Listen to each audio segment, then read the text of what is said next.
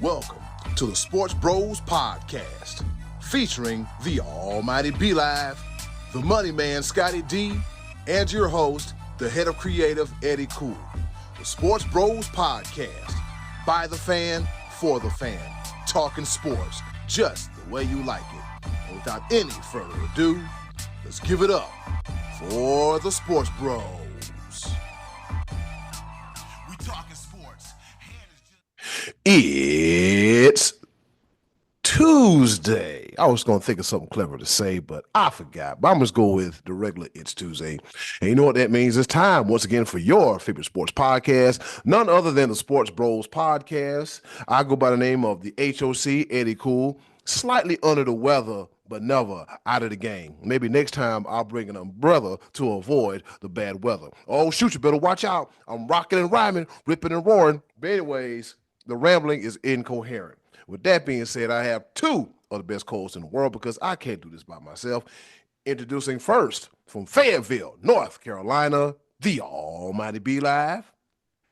What's happening? What's going on in the world today? I hate to start this show off on such a negative connotation, but I feel like it is almost comical that I have to say this on the air. To all my friends, my family, and all of my loved ones, my people, my acquaintances, people that follow the show, et cetera, that know who I am and how I do things. Stop trying to call me during big sporting events. Stop it. I'm not going to answer. We're watching the same thing. Shoot a quick text. Did you see that? Yes, if you feel like I am talking about you, I absolutely am. Stop it. You won, you lost. I'm going to talk trash either way. Just stop it. You're killing his buzz. Yes. Literally and figuratively. Yes. I'm over here. Now I got to look at the phone. Look who's calling. Cuss. I'm cussing about you. Stop it. Introduce the other guy. I just interrupt them. Golly. B-Live, I think you speak on behalf of all of us. I ain't gonna lie to you. Did you see that? We're watching the same thing. And the other guy, he is the pride of Washington, Pennsylvania. He is off today, ladies and gentlemen, which means he get a chance to rest, breathe, and relax just a little bit. He is the one, the only, the money man, Scotty D. They not like us. They not like us. They not like us. Let's talk about the Super Bowl. That's all. Let's just talk about the Super Bowl. It's Super Bowl weekend. They not like us. They not like us. Scott. This is great. No, let him do it. No, because he represents us. I need him to be on rhythm. I'm not even gonna lie to you. I was really, really wishing that Mystical came out during the Super Bowl when that song came out. Yeah, I know y'all have heard that version of it. Scott has it. Eddie, I know you have. I have no idea what you're talking about. No clue. Because you have no idea about rhythm in that song. Stop, B-Live. That's the thing about like us. They not like us. They not like us. We ain't getting no Lil Wayne. We ain't getting no Juvenile. We ain't getting no Master P, no Mystical, Manny Fresh, none of that. But I will say, you definitely know, if you watch the pregame festivities, you know exactly where you're at. You were in New Orleans, Louisiana. With that being said, let's go ahead and hop right into it. The top of the order. All right, let's get this thing started. Here it is, the top of the order. Super Bowl 59. It's a rematch of the Philadelphia Eagles, representing the National Football Conference, and the reigning, defending, two-time Super Bowl champions, the Kansas City Chiefs. And with that being said, fellas, this game is a lot to talk about. When you look at that score, it doesn't seem like a lot, but if you're like us, you watch the game, there's a lot to talk about. The Eagles dominated. They won 40-22. They hung a 40 burger on the Kansas City Chiefs. But from the looks of it, the Eagles had a game plan. Scotty D, I'm going to start with you first. Takeaways from this game, standout moments, what you got? Yeah, actually, Before Scotty D starts, I don't even like the way you started this whole segment. First of all, I want you to review our picks from last week. Let's start I there. was actually going to, if you'd give me a second to No, talk, I but he says wasn't my name and going. then you interrupt. He So, I was mean, he was on the way. He was on the way. Be I'm just live. make that. Okay. Just want to make sure that we get this right. Scotty D. Take B-Lab away is his picks on it. B-Lab's wrong so often that whenever You better he stop. wants to make You better we make a big stop. deal out of it. I You mean, better stop it. he had a 50-50 chance of picking this one right, and he did. No, there wasn't a 50-50. It's not only just the 50-50 was the pick. Yeah, but your pick was the Lions in the preseason. So congratulations on the 50-50 pick. The way I broke the game down, boy, did it look like I knew exactly what I was talking about. Because that's exactly what the Eagles did. I said they were going to win the game in the trenches. I said that their offensive and defensive lines were better than the Kansas City Chiefs. The one thing that didn't happen, which I was surprised about, was the fact that Saquon Barkley didn't run the ball like I thought he would. But go ahead. You're on a roll now. I mean, the floor has already been stolen. So Scotty D, go ahead. Go ahead. No, continue on. You're already in the groove. Keep going. Oh man, but it happened exactly what I said. But I was actually pleasantly surprised that Saquon Barkley's run game, that the running game, it wasn't there. Kansas City did come in with a game plan, but Philadelphia's game plan was a lot better, especially on when Philly was on the defensive side of the ball. They had every single answer for Patrick Mahomes and the Kansas City Chiefs. I mentioned, I didn't mention it last week, but I've been mentioning it throughout the season. You know that Kansas City still hasn't scored 30 or more points in any game. Here's the thing. As great as their defense has been playing, their offense was never really that good. We were giving Patrick Mahomes the benefit of the doubt. And both y'all even said it last week where you said it is very hard to bet against Patrick Mahomes. Patrick Mahomes wasn't that dude this year at all. I think the NFL is diabolical, the fact that they had Tom Brady on the call for this game. Tom Brady's calling the game while Patrick Mahomes is trying to surpass him as the greatest of all time. And Tom Brady threw some jabs at him. And a few times I heard a little bit of commentary from Tom Brady. He's like, there was one time where he flat out said, Patrick Mahomes didn't even get the laces on that ball. That ball was flat. I was like, ooh, you diabolical. Like, you ain't supposed to break it down that deep. Yeah. Yeah, he is. Yeah, he is. That's good stuff by him to pick up on stuff. $37.5 million. You better. Yeah.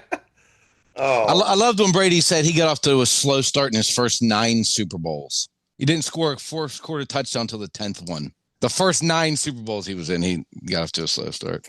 Humble flex, humble brag. Kiss the rings. Yeah. Man, but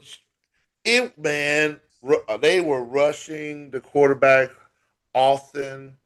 They were in that backfield the entire game, even to the point of where Patrick Mahomes looked scared. I wonder, there was another Super Bowl that Patrick Mahomes was running around looking scared.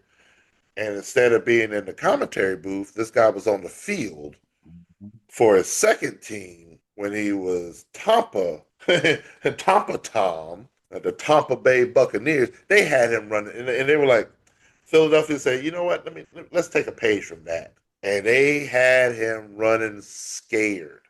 It was almost like he was Sam Darnold out there seeing ghosts. Cooper DeJean intercepting. He was like, oh no, you actually threw that? You ain't see me? Let me go ahead and grab that from you. Let me go ahead and it was a master class in defensive efficiency. Like it was a beautiful thing. Defense wins championships. Oh, who said that last week? Oh yeah, it was this guy. Games that won in the trenches. And Philadelphia. Man, you were for thinking those phrases up, man. You should create a T-shirt and try to copyright those phrases. Wow. I'm trying to be Pat Riley and make some money off the term three-peat. It didn't work out, but hey, And Fox even did. Even they were like, you know what? Let me hand some money off to Pat Riley because they actually acknowledged the fact that Green Bay actually had the first three-peat, the NFC in NFL Championship and Super Bowl 1 and 2. They actually acknowledged that when they saw that Kansas City wasn't going to do it because they were outmatched, outplayed, outcoached the whole 9 yards. It was a masterclass. It was beautiful to see and sad to see because the game was not that interesting just because it was clearly one-sided, lopsided, and the score does not do it any justice because it was way worse than the score actually indicates. I think Kansas City scored 14 of the 21 points in the fourth quarter. Yeah, it wasn't close. At one point in time, it was like, what, 34-0? Yep. And at that point, they hadn't crossed midfield yet. Kansas City had a first down on the first throw of the game, and then couldn't pick up 10 yards again till late in the third quarter. They had a picture of Patrick Mahomes crying after being down 17-0, which I did my due diligence and found that picture, and have attributed to the peoples and to the masses that you can add a caption to that. I think I created the first meme. You might be the MVP of this Super Bowl. You're coming up with catchphrases and memes. I mean, the real genius of Super Bowl 59 is right here with us. It's Be Live. It's not the players on the field or in the booth or the commercial. It's you. You are the MVP. I don't like your sarcasm, but I'll accept it from time to time. Scotty, did you give us some takeaways, some insight from the game? What did you see? What did you like? And what was your final thoughts on this year's Super Bowl? Yeah, I started taking notes on the game just because, you get into the close games every year and you want to go back and reference certain things that you thought were significant. But I don't need these notes at this point. I mean, this was just a case that the best team in the NFL won. And that's hard for me as a Dallas Cowboy fan to say that the best team this year was the Philadelphia Eagles. And I said last week that I wouldn't be surprised if Philly won, but I also thought that if they were going to win this game, we would be saying it was because of that offensive line. And really, I was wrong on that because it was really that defensive line. Patrick Mahomes never looked comfortable at all day. His feet weren't set. He was throwing bad passes. There was one point early in the game, in the second quarter, I think it was only 10-0. And they had picked off Jalen Hurts deep in their own territory, the Chiefs did. And they had a 3rd and short, and Mahomes threw the ball like down at Kelsey's feet, and then they ended up having to punt. And that was just indicative of what was to come the whole day, that Mahomes just was never sharp.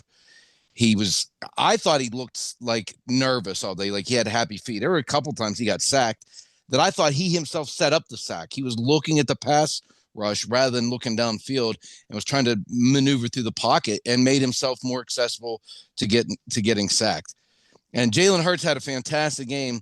He was the most valuable player, but the most valuable for the Eagles was Vic Fangio because that defense was ready for everything and anything. Kansas City said, we're going to switch up and run the ball, 2-yard loss. Kansas City's going to drop back on a play action, and they'd get a holding call and have to be in a hole again. It just never, ever got better. He kept thinking, well, once Kansas City gets that first down, maybe this game's going to change a little bit.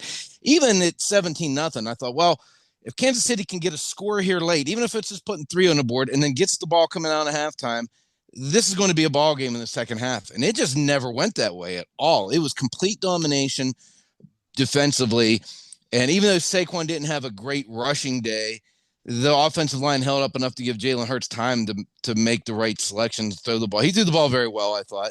He threw the one interception when he was under duress, just kind of threw a jump ball that didn't end up hurting them whatsoever. But I thought Kellen Moore outcoached Spagnuolo and Vic Fangio outcoached Andy Reid. And I mean, the Eagles were the best team. Their offensive line was fantastic. They got good skill position players. They all contributed, and the defense was out of sight. And I say the defensive line, but the secondary had things covered up pretty well. So it was just a complete domination. Very impressive, because if you think of some of the great Super Bowl defensive performances, like the Bears smothering out the Patriots back in the 80s, and the Ravens making life miserable for Kerry Collins, and the Buccaneers picking off Rich Gannon 5 times. None of those guys were Patrick Mahomes that they did that to. Maybe the Seahawks, when they dominated Peyton Manning and the Broncos in their Super Bowl win. But this is Patrick Mahomes, the guy that we're saying may be the best ever. We might be in the process of watching him surpass Tom Brady as the best ever. And that conversation's now on hold. It could still happen.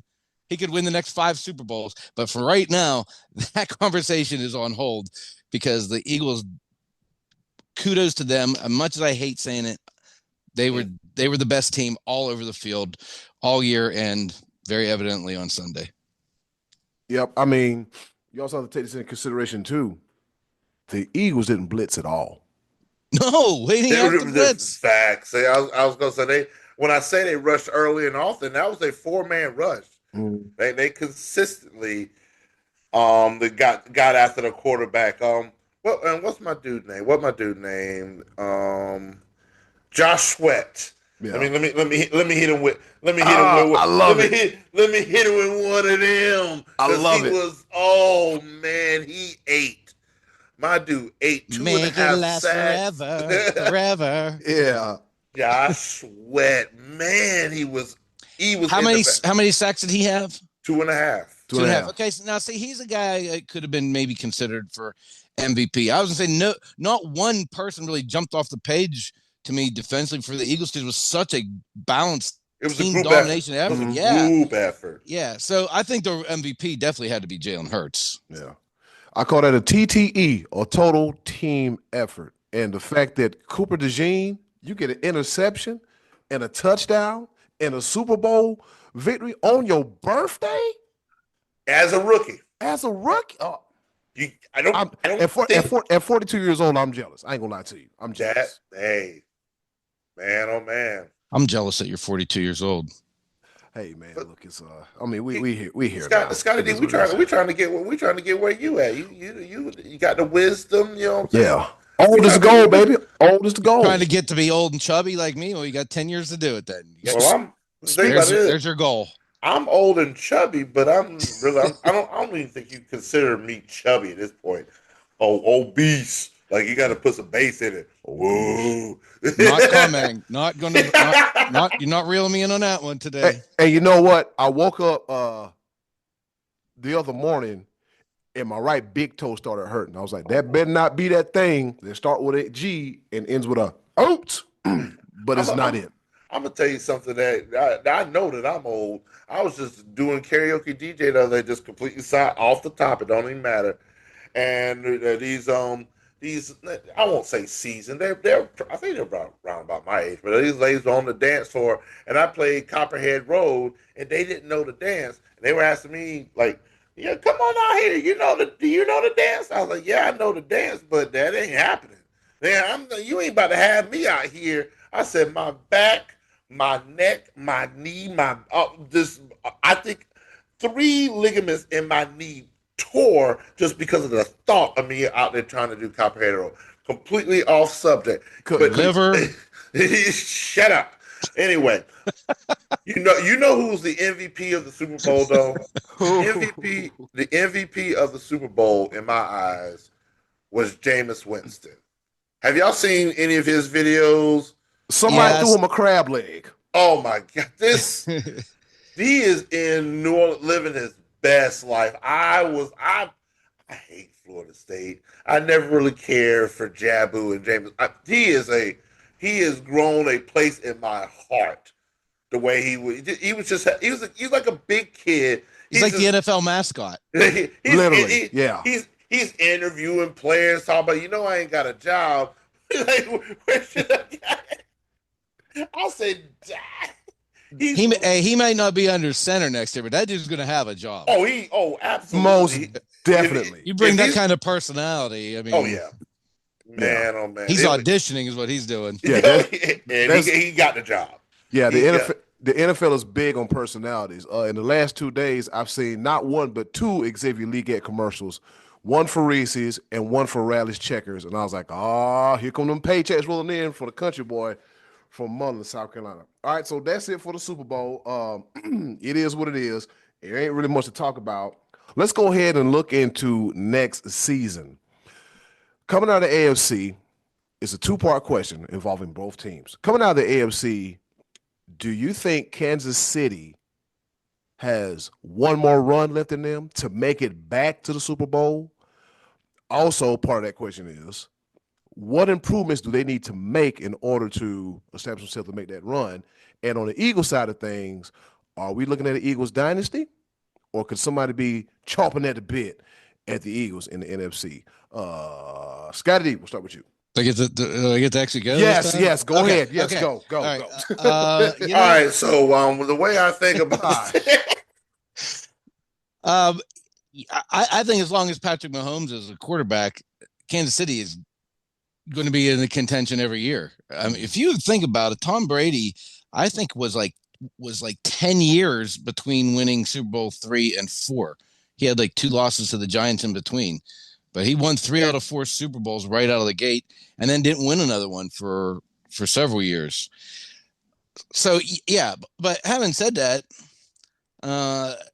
I mean, the Bills and the Bengals and the Ravens are really breathing down the Chiefs' necks. And if they're going to get back here and win this thing, they have to address their offensive line, and they got to get some playmakers at wide receiver, because, you got this young Worthy kid who I think is going to be dynamite. But, Hopkins and Juju, these aren't guys that you're going to count on if you're going to go back to the Super Bowl and win it. And Kelsey is not going to be a year younger next year.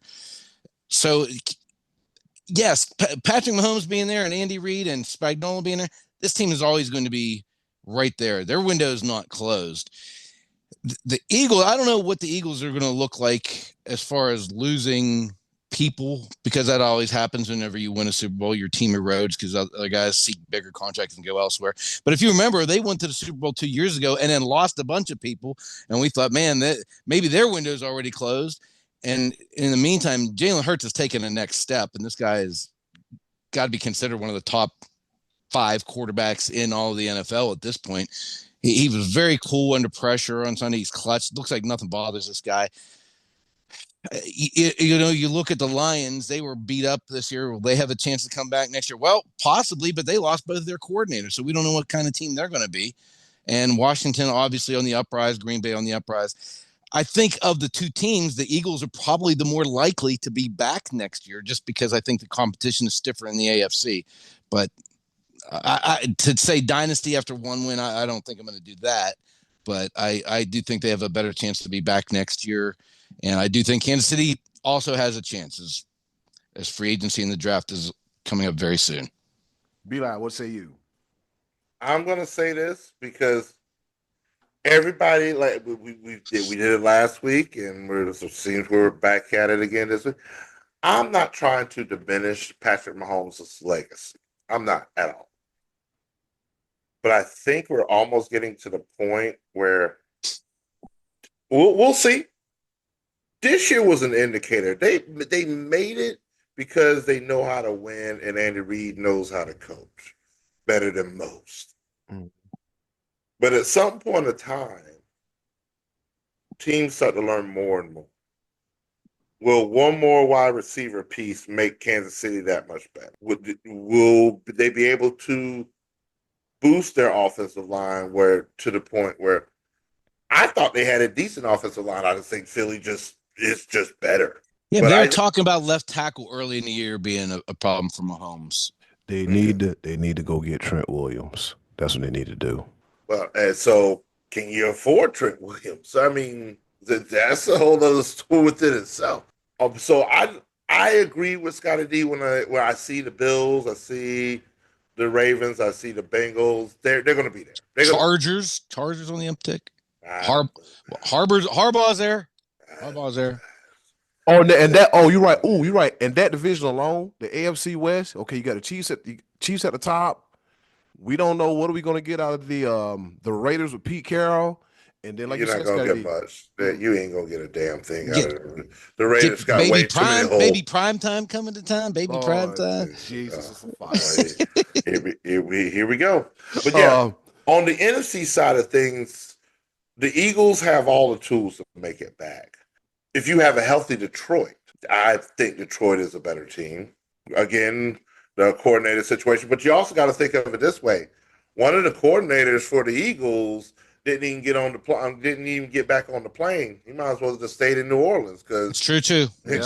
Kellen Moore will be the coach of the New Orleans Saints. That's true. But Vic Fangio. I mean, that defense that was, like I said, that was a masterclass, and they're young. The defense is young.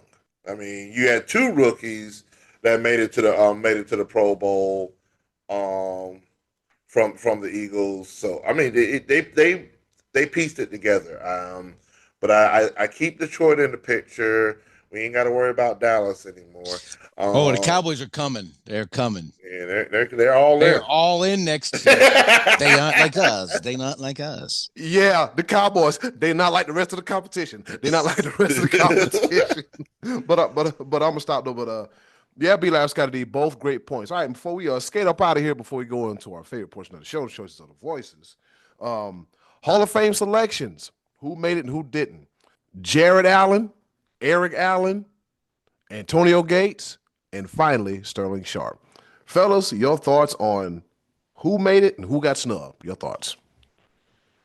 I want to just point out real quick, the NFL, the Hall of Fame, they made changes because there was some people saying that was getting too easy for some of the players to get in. So I think they changed the eligibility, like the voting rules. Like I guess now it's 80% that you have to achieve to get in, and that made it feel a lot smaller. So, but one person that stands out to me in particular, this is somewhat of a homer pick, but not a homer pick, Luke Kuechly. And for him to get an endorsement from Deion Sanders as to why he's not in the Hall of Fame, I was like, ooh, that's that. I mean, I know his career was shortened due to concussions and stuff like that, and a personal decision on his own. But 8 seasons, 7 All-Pro selections, that I think that says enough. There's only been 2 players that got Defensive Rookie and Defensive Player of the Year in their careers. I mean, in the first 2 years of being in the league, Luke Kuechly and Lawrence Taylor. The man is in elite company.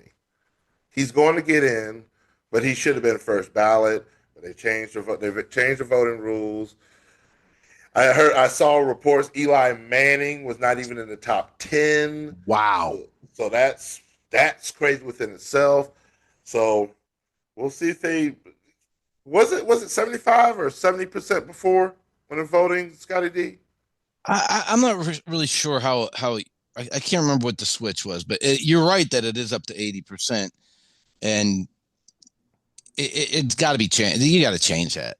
To only put 4 in, when you look at the list of 15, and I think we looked at a list of even bigger than that back in the fall. When you look at the list, there's guys on here, they're Hall of Famers. Yeah. So why not take three spots off of here, off of this waiting list, and fill them, put them in now, because Torrey Holt deserves in there. Steve Smith deserves in there. Suggs, Fred Taylor, Vinatieri, these guys all deserve. They're Hall of Famers. They are. They're Hall of Fame. Why are we waiting? Why are we waiting? Yeah. I mean, Sterling Sharp has not caught a ball in 30 years, yet he's now a Hall of Famer and he wasn't 20 years ago. Why? Why is that? Why are we making these guys wait? Let's revise it somehow. Because that dude, if you remember Sterling Sharp at one point, it was like Jerry Rice, Andre Rison, Michael Irvin, Sterling Sharp. These guys were all like even level. They were all like the soup. They changed the way the wide receiver position was looked at.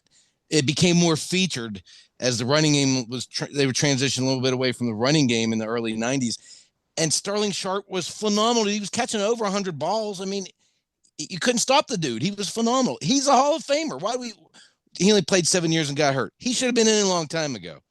Some of these guys are in the same boat now. Steve Smith, you were a Carolina guy. You saw he's a Hall of Famer. He's a Hall of Fame player. Yeah. So you mean to tell me we're going to just have an 80% and then knock it off? I don't know what they have to do to revise it, but revise it. And they did that. Remember a couple years ago, they did. They put a bunch of guys in that had been waiting and deserved it. Sterling Sharp was a senior selection. He didn't get 80%. He was right. Yes. He didn't even get to the voting. So why do we have to wait for that to have it like a senior committee say, okay, we missed this all these years? Darren Woodson is like the Cowboys' all-time leading tackler, and he played cornerback and linebacker and safety. He played everything. He was a phenomenal player. Put him in there. Yeah. Adam Vinatieri is probably the greatest clutch kicker of all time. Just because he's a kicker, they're not going to put him in there. And it's not going to get any easier because now on the horizon is Ben Roethlisberger and Drew Brees and Phillip Rivers. Ooh. These guys are coming down the pipe. Jason Witten. Gates didn't even get in his first year. Witten is number 2 on the all-time receptions list as tight end. These guys are Hall of Famers coming down. So you're going to tell me we're only going to do 4 a year and have these guys sit and wait just because somebody else great comes along? I mean, come on, man. Yep. All right. With that being said, looking at my phone because I've yet to get a watch. Guess what time it is? What time is it? What's happening? Oh, I'm glad you asked. It's time once again for our favorite portion of the show, the choices of the voices. And with that being said, hey, yo, button, hit it. Choices of the voices coming at you right here on the Sports Bros Podcast.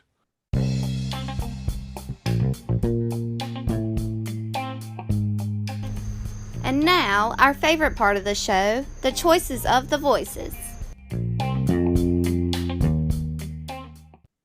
Once again, thank you to the wonderful and ever so lovely Miss Button for introducing our favorite portion of the show, the choices of the voices, where we ask you a question, you give us the answer, and we discuss it right here on the Sports Bros Podcast. And with that being said, Scotty D, what's the question for this week's choices of the voices? And he has his laptop in front of him. As I remember asking last week, I was to just give us some Super Bowl memories, some of your favorite thoughts, or some of your favorite memories of going to Super Bowl parties or bars or staying home with some friends or something, maybe a game or something that happened to you or anything Super Bowl related that was a memory for better or for worse. And we did have had a couple good shares here with us, Eddie Cool.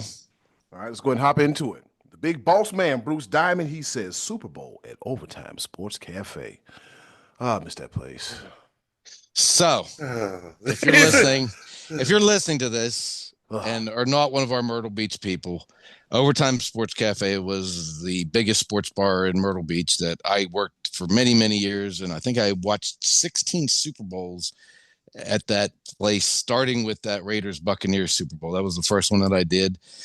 And I believe the last one that I saw was the Falcons collapse against Tom Brady in January of 2018, whatever that was. Anyway, it was just all day doing activities at Overtime to have people that would come early and spend the day with us, and we'd play games and give away prizes, and all the way up to our last big event before kickoff. We would do it about 20 minutes before kickoff was our tricycle race, where grown people would be sitting on the tricycle riding.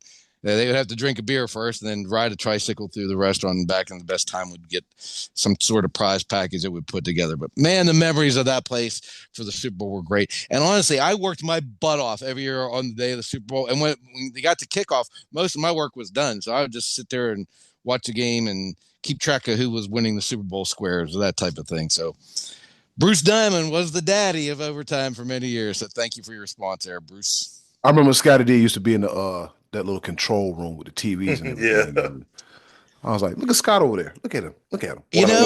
During that 16-year period, I watched the majority of all major sporting events on a screen that was smaller than a CD case. I would literally be watching this little tiny monitor, and that was like my spot to watch sports. Loved it. All right. Next up, Brad Thomas. He says, Cam not falling on the fumble and Casey kicking it out of bounds. God, dog, boy. Right, I think he's a Carolina guy. He must be a Carolina. Brad, I saw this answer a couple of days ago, just watching what we do on our page and everything, and I've been waiting for this moment right here. Floor's yours to publicly address this. You, sir, can go to hell straight. just like gasoline draws on. That's not very nice. I don't give a damn. Diesel. That's not very diesel fuel. You gasoline draws and diesel. Woo, boy! I was like, oh, you dirty mother. What is your disdain against the Carolina? Like, I don't. This is one thing I Maybe never he's a quite. Carolina fan, and that just stands out to him, and it broke his heart too. But the way it came across, they don't. That's not. I guess if you did ask just memorable, you didn't say good memories. You just said memorable, for better or worse. Yeah. Terrible. But damn, bro, you still can just no. All right, just go. We got one more answer out there, I think. Moving right along, we got Jeffrey Lewis. He says, I'm going chicken wings. Anyone have a chicken wing ring and won't go anywhere else for them? I don't even know what that means. He likes chicken wings. Pretty much. And the Super Bowl, usually you get a lot of chicken wings. We would serve a lot of those at overtime, yeah, for sure. Yep. I had some pretty good chicken wings yesterday. She made some barbecue ones and made some garlic parmesan using vegan butter. Then made some Cajun ones and then made some lemon pepper ones. Magnifique. That was a highlight of my Super Bowl. Hold on. Just stop it. What? And okay, please answer this for me. How? What is vegan butter? Is it made with almond milk? I don't know, but it's good. It's good. It's good. At first, I would be like, I don't know about this, but then it's like, try it. And I was like, vegan butter. But it's good though. How do you say it is? I'm gonna take your word for it. Listen, you know how I am about my food. If I don't like it, I don't do it. Give you that, but you definitely just sped past that like it was nothing. And I was like, I just need to educate myself. I'll look it up. Yeah. I guess it's butter made with is it oat milk, almond milk, soy milk? You know what? Soybean. I don't even know what milk is anymore. And they be making all different types of milk and whatnot. All right, with that being said, let's go ahead and zoom past this here. Forget I said that, but God. Thank you. Shout out to Bruce, Brad, and Jeffrey for their participation in this week's Choices of the Voices. Tag one other one there. Sammy Poult. She said this is the Super Bowl is the first she does not want to watch or bother with the commercials, and that's a mistake because that commercial with Seal as a seal was hilarious. That was fantastic. I omitted that on purpose. That was hilarious. Seal as a seal. I omitted what that. What took you so long to think that one up? That was hilarious. 30 years later. Yeah. Fantastic job on that one. And the sloths. Yeah, the sloths were fantastic. My power, my passion, my passion. Sorry I brought it up. Let's talk about vegan. All right, B-Live, stop. All right, that's 30 seconds. That's too much. They're gonna want to check. Yeah, B-Live doesn't want us to have listeners. Cut it out. All right. Anyways, speaking of that, B-Live. Other than that mess that Brad felt he wanted to bring up, Super Bowl memories. What you got? This one and 2015 was magical, memorable, and all the things. The biggest part that was memorable for me was the Super Bowl party that I attended, in 2000, of course, 2016 Super Bowl. What was that? What number was that? 50. It was 51. 50. Was it 51 or? Okay. 50. It should be 50. Yeah, Panthers were in 50. Yeah, that's what I said. It was Super Bowl 50, and we had a private Super Bowl party at the Den Dirtbag Brewing and Tap Room here in Fayetteville, North Carolina. It was a group of us, all Carolina Panther fans. We're all excited. Bunch of us just came from the NFC Championship in Charlotte, and so we trust and believe. If I had that type of money, I would have been at the Super Bowl, but I didn't have it. This is bigger money than what it is. So we all had a Super Bowl party at Dirtbag Ales, and this was before they had this super mega $1 million freaking place they got now. People in Fayetteville, if you've not been to Dirtbag. Out on Corporation Drive, you are missing out. But yes, 2015, this was when they were on Legion Road, a little small place where they first got their start. And it was so much fun. Even though we lost, it was just camaraderie there. We talked trash, we laughed, we cried. We saw Cam Newton not dive on the fumble. We saw Lord. Von Miller constantly headhunt him, and they didn't call the penalties. We were yelling and screaming at the TV. Peyton Manning got his ring, blah, blah, blah. But we made it a tradition. And so this marked the 10th year that we all got together for the Super Bowl. And we did it this year at Gaston Tap Room on Chicago Drive here in Fayetteville. This is the 10th year that a bunch of us as friends got together and just had a good time. We're talking drinks, talking trash, Super Bowl squares,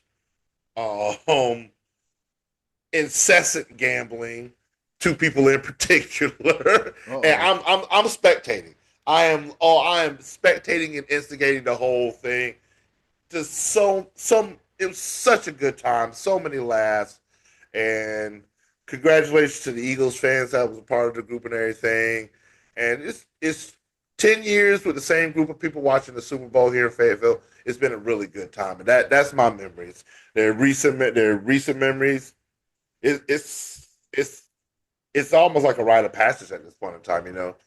Just I like my circle of friends here. Good decision. Good. Max Speed Shop, serving over 200 beers on tap. Had nothing to do with Max. Oh, okay. They're gonna have to cut a check for some promotions. All right, Scotty. They had nothing to do with Max. All right, Scotty D, what say you? Well, I have always been one that I am opposite of Be Live. I do not want to be out. If I can be home watching it and listening to Tom Brady and Kendrick Lamar, I want to be home. I want to hear the game. I want to take it. I don't like being out in the chaos. So in the early 90s, when the Cowboys were winning their Super Bowls, to be sitting in my living room with my dad, who raised me to be a Cowboy fan, that was very, very special to me, those 3 out of 4 Super Bowls. But having been at overtime all those years, I didn't have the luxury of watching at home. I was out in a crowded, chaotic sports bar. Well, one year in particular, actually, I believe it was the Carolina Panthers' first one, when wasn't the wardrobe malfunction on the Panthers Super Bowl 38 in Houston. Yeah, the Jake Delhomme game. Well, back in those days, if you had DirecTV and cable, as we both did, if any game was being shown on cable, DirecTV would block that out. You couldn't watch it. You couldn't get the signal. It was a black screen. We worked around that sometimes and had ourselves a little cheater card that would sometimes get us things that we weren't supposed to get, which, you know. We just hope that the FCC's not listening. All right, well, the place is closed now, so we're all good.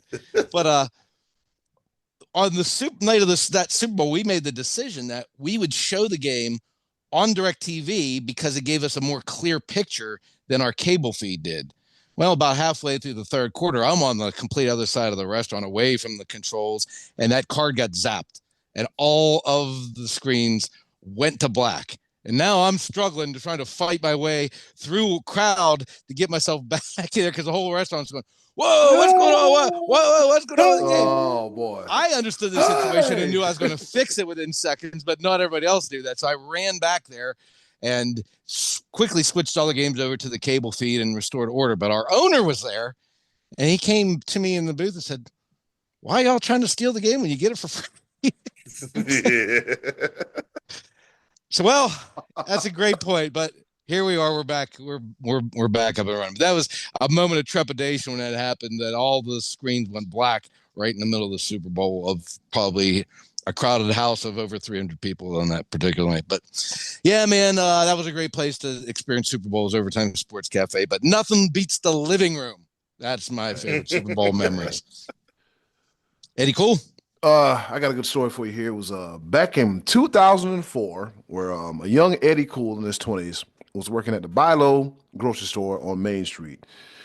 For some strange reason, my manager, who happens to be an Eagles fan, she decided to have the bright idea to schedule me on the day of the Super Bowl. What are they thinking? What's wrong with her? So I'm just looking around. She's like, you all right? I was like, it's a Super Bowl. And she's like, oh, I didn't know you were a football fan. It's right then and there. I told myself, that's why it's important to do some lightweight schmoozing with your managers so they know what to do and what not to do. So anyways, I'm looking at my manager. I'm like, look, I need to get the hell up out of here before kickoff. There was a gathering at Buffalo Wild Wings, which was literally walking distance, if you want to say that, from Bilo to the Gator Hole Golf Plaza Gator Hole Plaza in North Myrtle Beach. When I say the first quarter started, I'm watching on this old staticky box TV. I'm in there making cold cut sandwiches. I said, you know what? I'm fitting to close the deli down because there's nobody in the store coming to get nothing. Everybody came and got the chicken wings, platters, desserts, cakes. I think I may have sold a pack of cheese and a pack of bologna to somebody. I'm like, I got to get the hell up out of here. So I got the green light to get the hell up out of there. That is the fastest I've ever cleaned. Matter of fact, when I got there, I started cleaning up the doggone deli. I'm like, as soon as they say, Ed, you can get up out of here, by the time they can say the word here, I'm already out the door. So yeah, so I'm out the door. At this point in time, I have no vehicle. So what do I do at the tender age of 22? I start jogging. I jog from Bilo on Main Street to Buffalo Wild Wings. Was I out of breath? Yes. But moving forward, I never worked the Super Bowl a day in my life. But I was able to go see the Patriots beat the Eagles, and then my manager. Did you make it time for kickoff? No. I made it in time for like the second quarter. Okay. And because like I said, we had this old TV in the deli, and it was just like. Oh, yeah, you said that. I'm sorry. Yeah. Yeah. So I was like, and so I looked at, and so with the Eagles losing, my manager was looking like Linda Longface for the next 3 days. And I was like, I bet you won't do that again. So if that was today, Eddie Cool, you'd be watching the whole game on that little thing because you ain't running. You ain't jogging all the way up North Myrtle Beach. No, what it would have been a light, brisk walk. And you got there in the third quarter. Yeah, I would have. Gotta go around the corner. Had to cut through. Excuse me. Had to cut through Low. Well, had to cut through the library. They cut through the road. That take me. Oh man. You were right there, right behind McDonald's. Yeah, right there behind me. Yeah. It ain't the shortest trip, but it ain't the longest either. Yeah, you know. It's one of them in between trips. So yeah, that was one of my memories of Super Bowl, man. And yeah, it was pretty fun. All right. With that being said, fellas, what's on tap for next week's Choice of the Voices, Scotty D? All right. If you have not yet watched the footage of Sterling Sharp receiving the news that he's going to the Hall of Fame by Shannon Sharp, do yourself a favor and watch that. Because now both Sharp brothers are in the Hall of Fame. The first set of siblings, first brothers to go into the Pro Football Hall of Fame. So we're going to ask you next week, are they the best professional sports siblings you've ever seen? And if not, who is? Best pro sports siblings. Siblings. So like brothers, sisters. Right. Yeah. Yeah. Okay. So not father, son. But just siblings, right? Yep. Oh, gotcha. Yep. And that'll give us something to talk about next week. That's going to be a good one. All right. With that being said, that's about does it for another edition of the Choices of the Voices. Be live. Get to grabbing that pepper grinder. We coming up with a round of pepper right here on the SportsBros Podcast.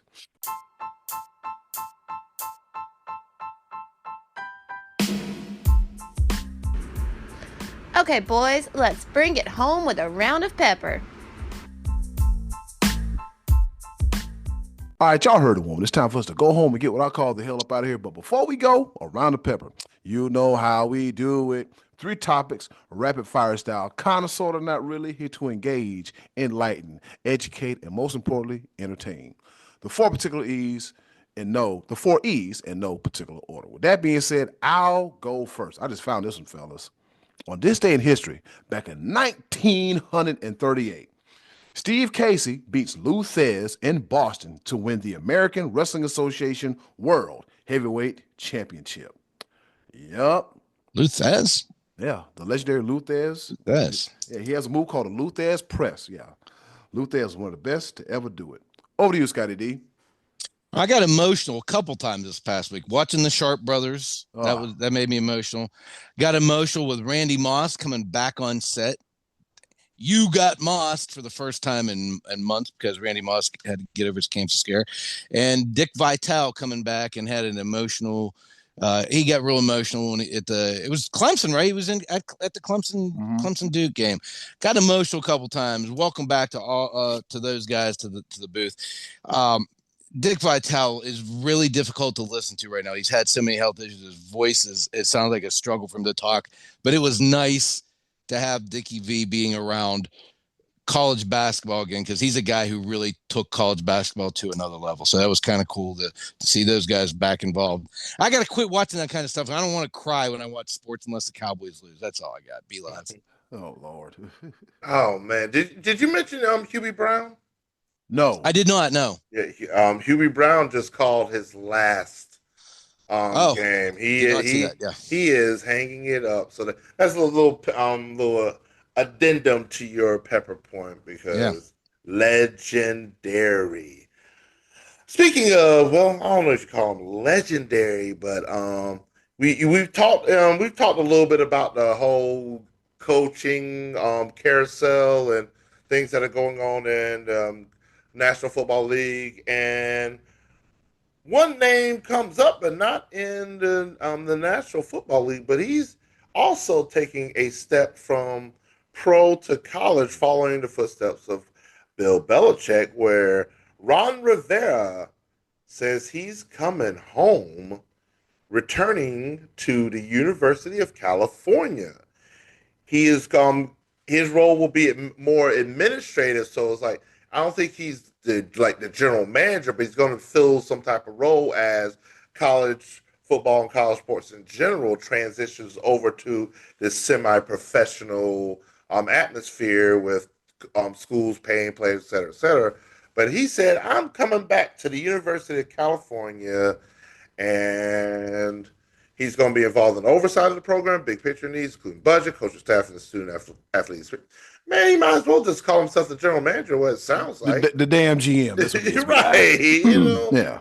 But yeah, he said he's not like leaving the pro scene altogether, but he said, yeah, Bill Belichick made it seem cool to go back to college, so I'm going to do it too.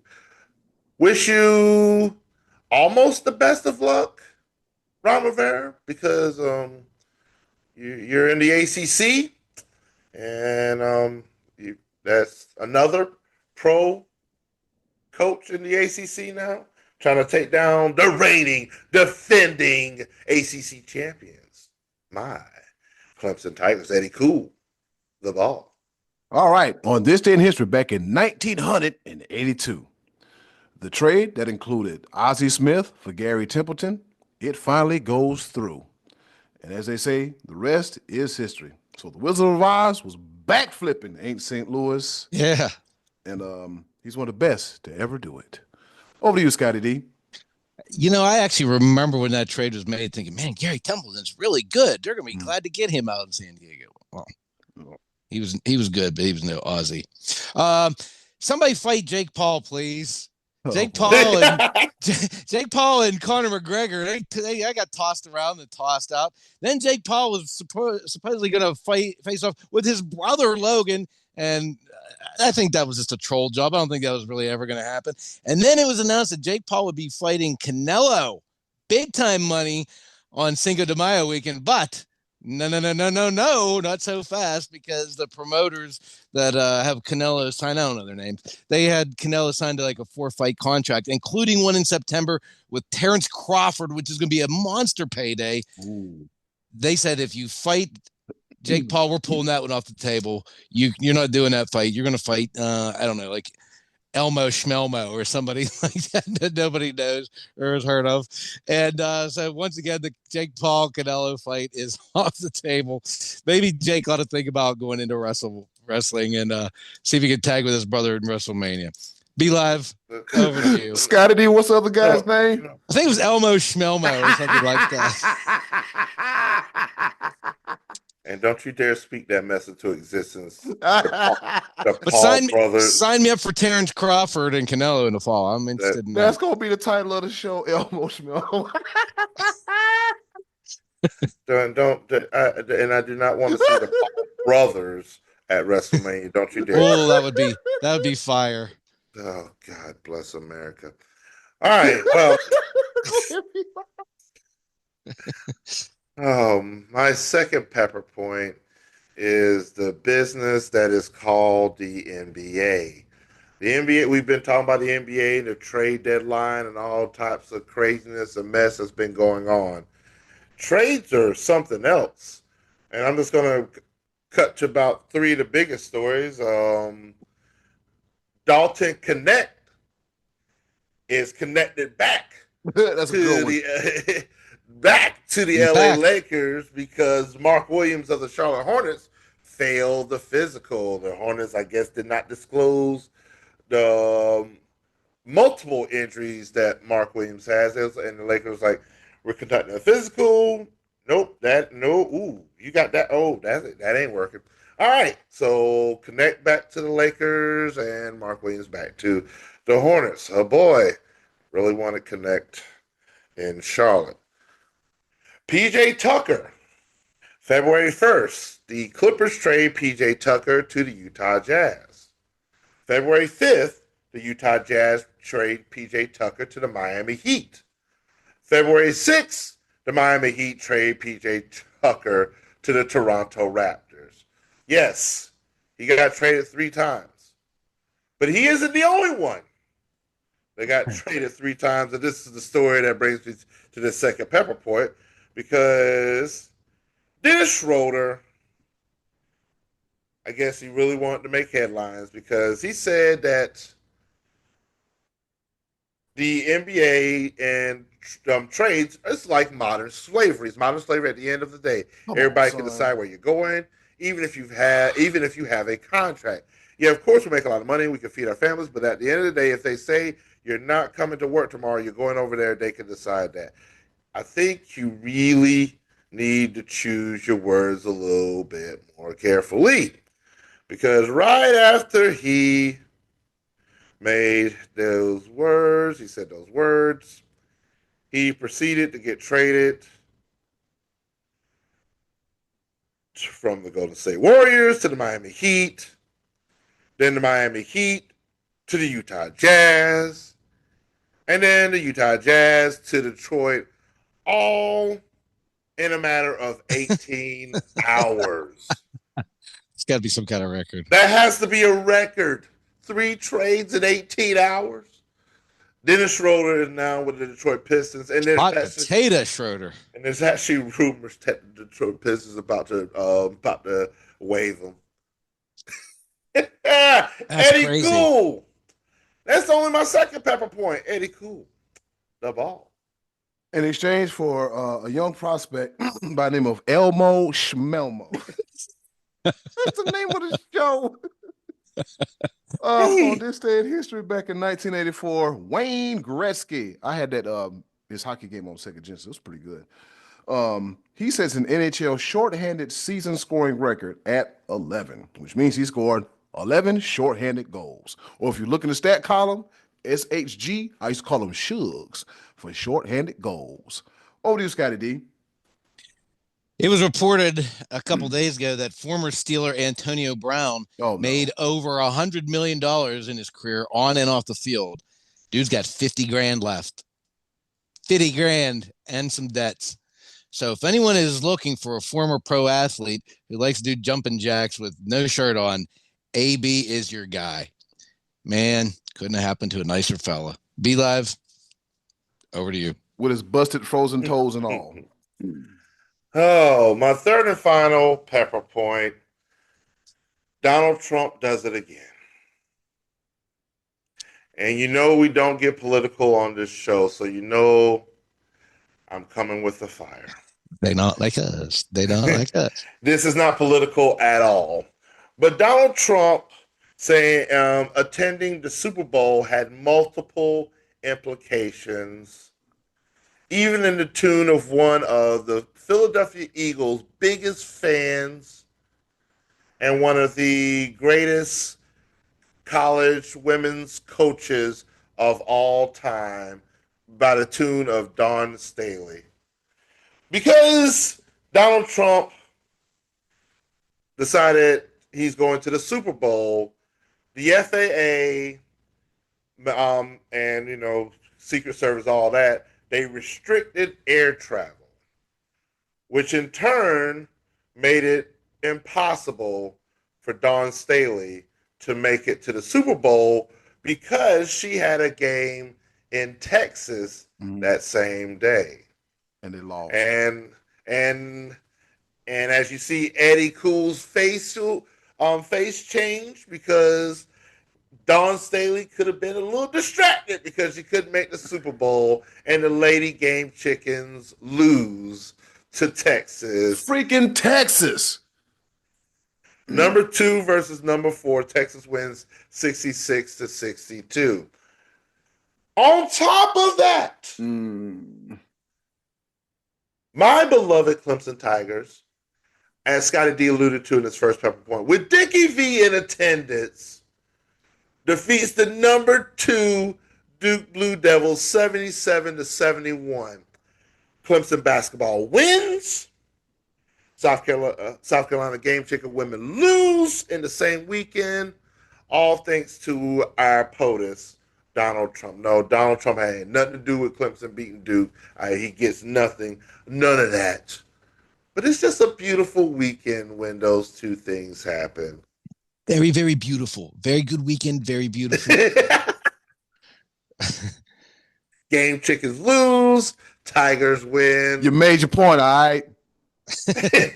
Dawn Staley gets to celebrate her Eagles winning the Super Bowl, so there is a little bit of a silver lining.